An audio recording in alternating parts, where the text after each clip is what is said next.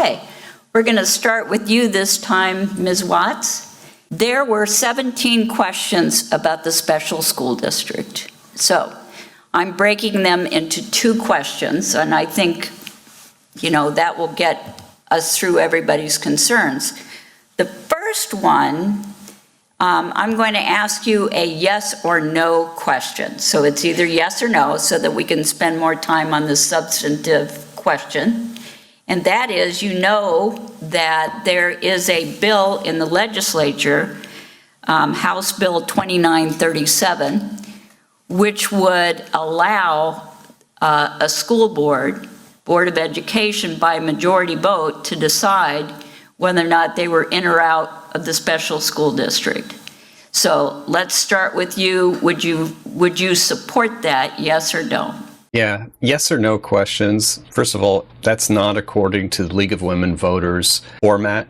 They usually share the format with candidates. This is how it's going to work. We're going to have a certain amount of questions, and every person will get a minute to answer those questions. These yes or no's, they're so binary that it doesn't allow to really expand or provide the nuance necessary, especially in something so complex like the special school district, right? I would. Mr. Lawson. I want to clarify, yes, but that bill says that the Board of Education can vote to ask their community to vote if they are in or out. Yeah. Well, my understanding, unless the format has changed, the latest legislation I am aware of is that any kind of fundamental change like this has to go to the community. It's not an option, but who knows? Maybe it's gone out of committee and changed. It gives us the option to bring the choice to the community versus being stuck. And I'm going to get to that in a second here. Yep. And that's a fair answer all in all. Mr. Alonso. Yes, I do support it. Mr. Breeding. Okay. No. Okay, so just to give the community a little bit of context here. So essentially, Lindbergh Schools is kind of behind the legislation of wanting to get control of SSD. I think there's probably a lot of motivations there. I'm not saying I understand all of them, but it does allow Lindbergh Schools to sort of tap into resources. I find it very interesting that the board members are so lockstep with whatever the superintendent is asking for. I think it's very revealing. And I think among the special school district, there is a lot of concern on how can a single school district create all the resources necessary, all the special teachers and the facilities and the infrastructure to actually provide those services in-house. It's a good question, and who's to say that Lindbergh Schools would necessarily do it better? They might. I'm all in all, I think it's okay. I kind of support it, to be honest, but we have to be very cautious too. The question is this. If you did support this, or if you oppose it, what kind of formal advisory system would you set up for the parents to weigh in, particularly parents who have accommodation agreements through the special school district? So what kind of formal system would you put in place before you voted to get their advice? And then, as one of you said, this could go on the ballot. So we're going to start with you, Mr. Lawson. As with anything that we do that involves something of this scale, we're going to go to the community and find out what are the concerns and ensure that we do the work we need to do in order to build out a strong plan. Nobody wants to take on special education and not have a solid plan to do it. Because again, these are our students, and our students matter the most. All 3 of my students get SSD services. All 3 of my children are in these programs as well. It matters. We're going to go talk to the community. We're going to talk to as many people as we can to make sure that it makes sense before we propose it as an option. A couple of things. First of all, the question was a little bit off because If a student has an IEP, it is a legally binding agreement that SSD has to follow. It isn't sort of an option. And that would apply to Lindbergh schools as well. And yeah, the question is problematic. The other part was the community and these committees. From what I've seen, the committees are a current superintendent era thing. I have seen them be completely ineffective, and honestly, those committees kind of end up getting what the administration wants. My experience, my opinion, but I think committees are kind of a waste of time, if you will. Okay, Mr. Alonso. Yeah, I would agree with Mr. Lawson, and then also add to it that should this bill pass in this session, this is not a change that we would be able to make even in the next school year. There would need to be that year to investigate, whether it's meeting with parents, which I would highly recommend, meeting with SSD staff, meeting with Lindbergh staff, talking about the logistics behind how we would even take that on, I think would be necessary within that year. And then at that point, we as a board would have to make the decision, is this something that we want to put to the voters? Do we want the community to vote on this, and what information do we need to provide them to help them make the best decision? Okay. I feel that answer is a little bit empty, and here's why. Because you're going to talk to SSD about taking over their role. You know, SSD is not going to be for this. SSD teachers are going to frown on this, especially if Lindbergh does and it becomes legislation.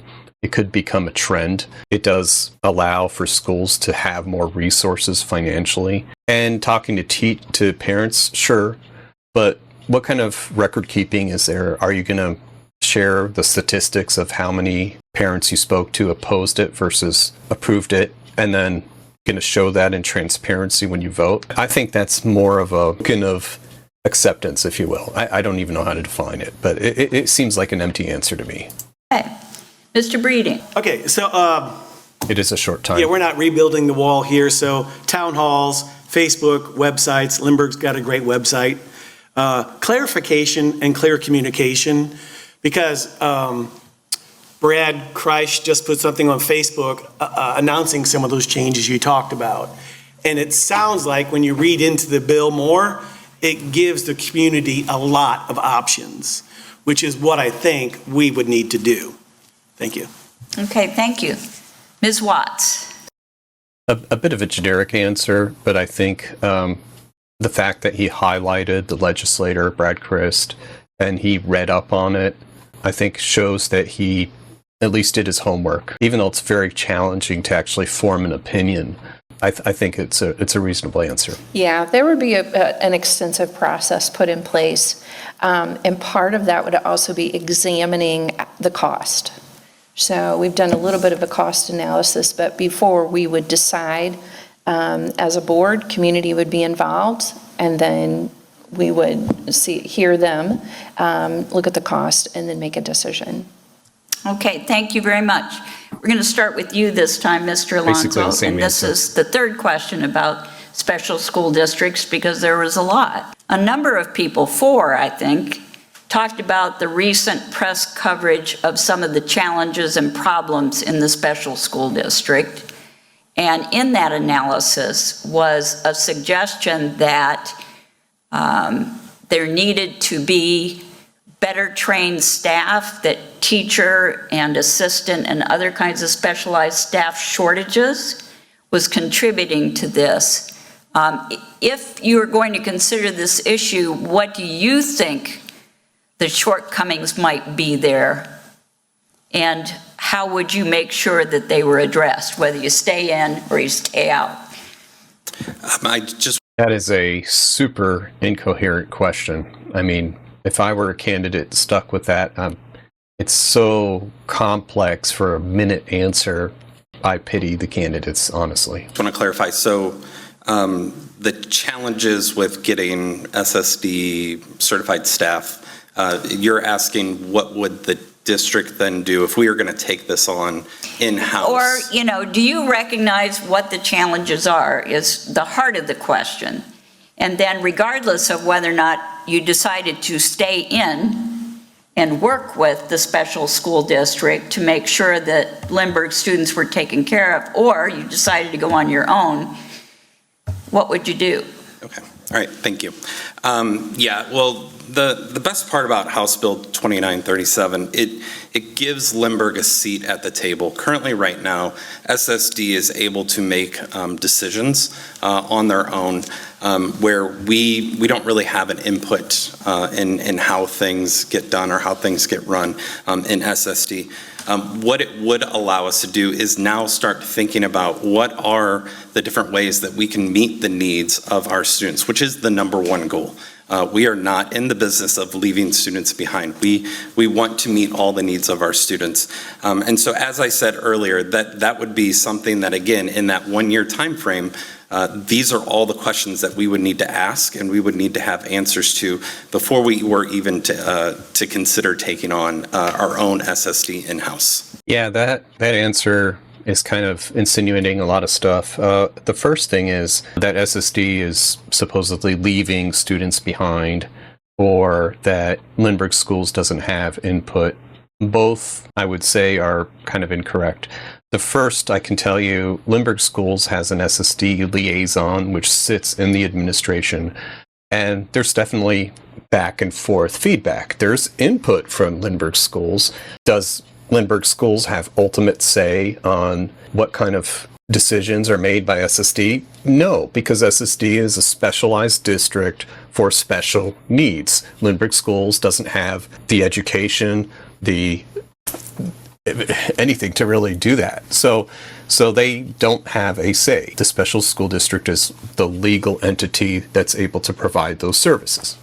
So the way it's kind of framed is a bit problematic. And honestly, who's to say that Lindbergh Schools would necessarily do better decisions? And would they be financially constrained decisions as well? Who's to say? I mean, SSD is a very expensive thing to do. And personally, do I think Lindbergh Schools could do probably a better job? Maybe. But it is a huge thing to take on. So yeah, that answer is I feel is a little bit, it's not very good. Okay, Mr. Breeding, it's your turn. Thank you.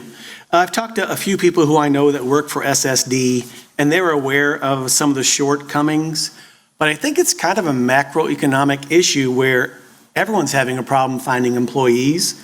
Wherever you work, seems to be a shortage of people that want to work and are willing to work. So I think working with the school district as SSD and get better trained people and take care of the needs of the students. We've done a great job, and they have too. It's just there's time to redo this. Okay, thank you very much. I think that's a fair question. And the fact that he went out and actually spoke to SSD teachers, and yes, there are shortcomings. I myself, during canvassing, met quite a few SSD teachers, and incredible people, incredible teachers. They are typically resource constrained. That's usually the number one issue with SSD. There aren't enough teachers. And so I think Rich here is making a good point. They're having trouble recruiting enough. They probably also have budget issues because SSD teachers tend to be more specialized. They cost more. But I think he makes a fair point. Ms. Watts. Okay. Yes, familiar with the challenges. I believe that it would actually be beneficial because if a student comes to us and they're needing to be assessed, we can take them down the hallway or schedule it for the next day. One of the challenges with SSD is we have to wait. Our parents have to wait and our students have to wait a couple of months before they're even assessed. And then we have to, is there enough teachers to cover them? Are there minutes being covered? Somebody's out or another school needs them more than Lindbergh. Many times we don't get all the teachers that we need because we're Lindbergh, because they feel like you guys can pay for it. So I am very clear on the challenges. Okay, I'm not sure she really covered the challenges. What seems to be suggested here is that the process takes a while. Okay, maybe. I don't think getting an IEP or being diagnosed is a down the hall kind of process, and taken down the hall the next day you've got your SSD service. I think it's far more complex than that. Could they speed up the process? Possibly. But yeah, I don't think it's as simple as it's being drawn out, and I'm not sure she really pointed what the challenges are. So. Thank you. Mr. Lawson. All right, so first and foremost, the challenges that we see, right, commenting on trained staff, Lindbergh teachers are our strongest asset.